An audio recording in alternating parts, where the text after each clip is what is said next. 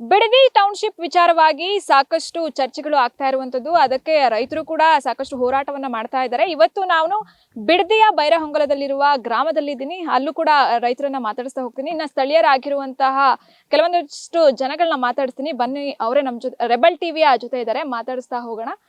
Sir, ಈಗ township ವಿಚಾರವಾಗಿ ಸತತವಾಗಿ 1 ವರ್ಷಕ್ಕೂ ಹೆಚ್ಚು ದಿನಗಳ ಕಾಲ ಹೋರಾಟವನ್ನ ಮಾಡ್ಕೊಳ್ತಾ ಬಂದಿದ್ದೀರಿ.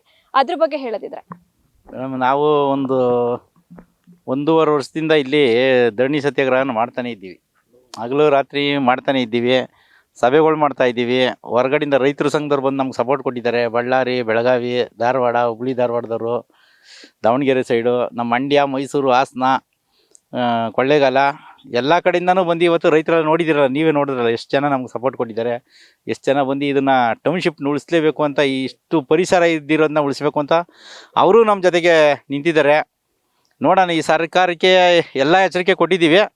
ಇವರು ಮಾನ ಮರ್ಯಾದೆ ಏನಾರು ಇಲ್ಲದೆ ಕಳ್ಕೊಂಡ್ರೆ ಮುಂದಿನ ದಿನಗಳಲ್ಲಿ ನೆಕ್ಸ್ಟ್ ನಾವು ಕಟ್ತೀವಿ ಅಂತಾರಲ್ಲ, BK ಹರಿಪ್ರಸಾದ್ ಅವರು ಇವತ್ತು ನೆನೆ ಹೇಳಿದ್ದಾರೆ, ಯುವಕರನ್ನ ಇದು ಮಾಡಿ ನಾವು ಮುಂದೆ ಪಕ್ಷ ಕಟ್ಬಿಡ್ತೀವಿ, ಇದು ಮಾಡ್ತೀವಿ ಅಂತ. ಫಸ್ಟ್ ಅವರು ಏನು ಹೇಳಬೇಕು ಅಂದರೆ ಅವರು DK ಶಿವಕುಮಾರ್ಗೆ ಫಸ್ಟ್ ಇದನ್ನು ಅವ್ರ ಮುಖ್ಯಮಂತ್ರಿಗೆ ಹೇಳಬೇಕು, ಇದನ್ನು ಕೈ ಬಿಟ್ಟೆ ಬೇರೆ ಒಂದು ಇದನ್ನು ಮಾಡಪ್ಪ ಅಂತ. ಇಲ್ಲದವ್ರು ಇಲ್ಲಿಂದ ಮೆಸೇಜ್ ಹೋಗುತ್ತೆ ಇಡೀ ನಮ್ಮ ಕರ್ನಾಟಕದಲ್ಲಿ ಹೋಗಿ ನೆಕ್ಸ್ಟ್ ಕಾಂಗ್ರೆಸ್ ಸರ್ಕಾರ ಅಂತ ಬರೋಲ್ಲ. ದೇವರಾಣಿಗೆ ಹೇಳ್ತೀನಿ, ಒಪ್ಪಾಗ್ಬಿಡ್ತಾರೆ ಇವರು.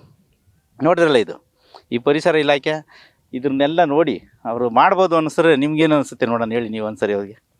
ಮಾಡ್ಬೋದಾ ಇದು? ಹಾಂ, ಮಾಡ್ಬೋದಾ ಇದು? ಇಲ್ಲಿ ಬಂದು ಮಾಡ್ಬೋದಾ ಅವರು? ಮತ್ತೆ ನೋಡಿ. ಹಾಂ, ಈಗ ಮುಖ್ಯಮಂತ್ರಿಗಳು ಹೇಳ್ತಾರೆ, ನನ್ನ ಕನಸಿನ ಪ್ರಾಜೆಕ್ಟ್ ಇದು, ನಾನು ಮಾಡೇ ಮಾಡ್ತೀನಿ ಬಿಡದಿಯಲ್ಲಿ ಟೌನ್ಶಿಪ್ನ ಅಂತ ಹೇಳ್ತಾರೆ.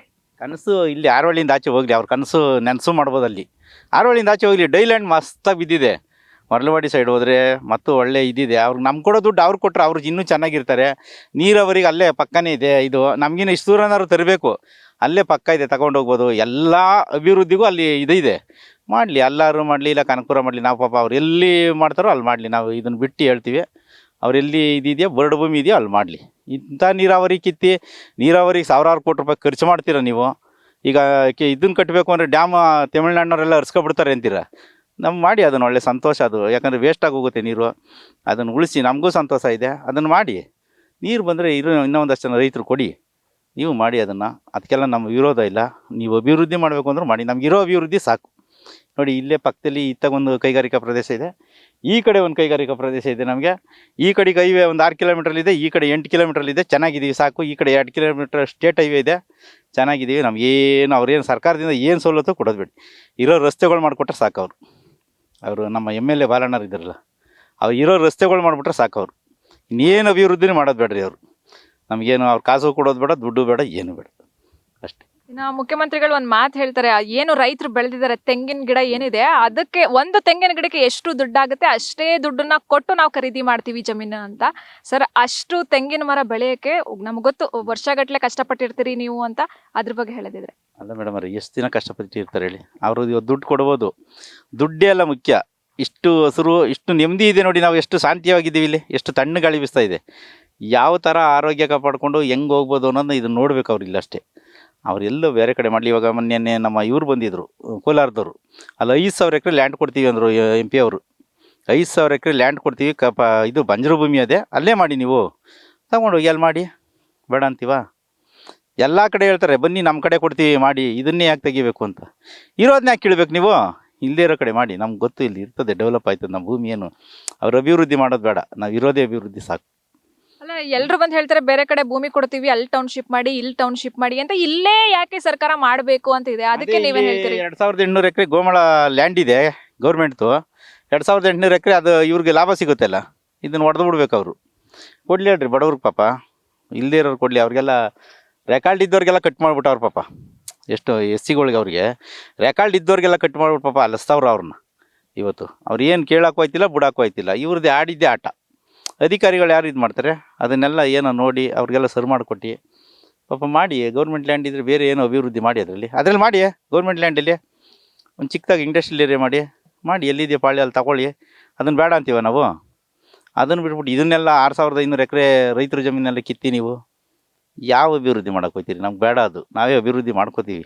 ನಮಗೇನು ಅದು ಬೇಕಾಗಿಲ್ಲ, ಸಾಕಷ್ಟಕ್ಕೆ ಇದು ಮಾಡಿದ್ರು ಅವರು. ಸರ್, ಮುಂದಿನ ದಿನಗಳಲ್ಲಿ ಇನ್ನ ಯಾವ ರೀತಿ ಹೋರಾಟಗಳು ನಡೀತಾ ಇದೆ? ನೆಕ್ಸ್ಟ್ ಅವರು 2000 28 ಕಳೆದ ಮೇಲೂ ಮುಖ್ಯಮಂತ್ರಿ ಆಗಬೇಕು ಅಂದರೆ ಅವ್ರಿಗೆ ನಾವು ಅವ್ರ ವಿರೋಧಗಳೆಲ್ಲ ಅವ್ರು ಕೆಟ್ಟದ್ದು ಬಯಸಲ್ಲ, ಇರಲಿ ಅವರು ಚೆನ್ನಾಗಿರಲಿ, ಒಳ್ಳೆ ಇದಾಗಿ ಕೆಲಸನೂ ಮಾಡ್ತಾರೆ ಅಂತ ಒಂದು ಅನುಭವ ಇದೆ ಹೇಳ್ತೀನಿ. ಮಾಡಬೇಕು ಕೆಲಸನ. ಈಗ ಕೆಲಸ ಇಲ್ಲ ಎಲ್ಲೂ ಕರ್ನಾಟಕ ರಾಜ್ಯದಲ್ಲಿ ಕೆಲಸ ಏನು ಮಾಡಿಲ್ಲ ಇವರು. ರಸ್ತೆಗಳೆಲ್ಲ ಎಲ್ಲ ಕಡೆನೂ ಹಾಳಾಗೋಗ್ಬಿಟ್ಟಿದೆ.